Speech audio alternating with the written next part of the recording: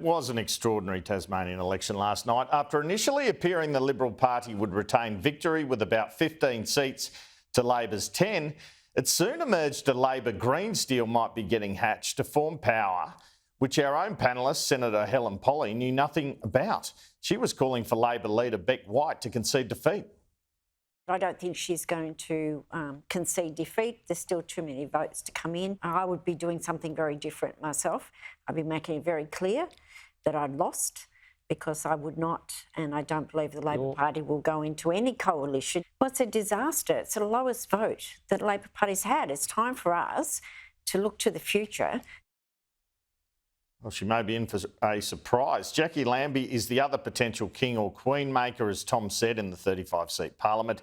It looks like her party will win at least 2 seats, but she was letting Premier Jeremy Rockliff know on Sky last night that he's got a lot of work. That is bullshit about that stadium. That is bullshit. OK, let's get that down pat right now.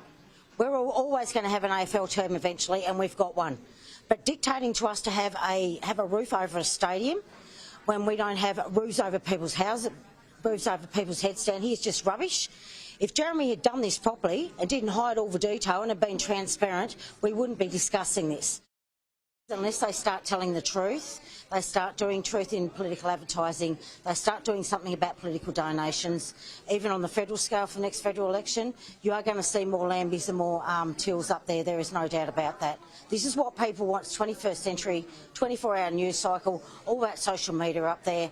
It's about time they started putting our values back into our Australian way of life, and that's what people want to see. Well, Labor across the country had one certain win last night, taking the South Australian state seat of Dunstan off the Liberals after the retirement of former Premier Stephen Marshall in that by-election, and that seat falls within the marginal Liberal seat of Sturt.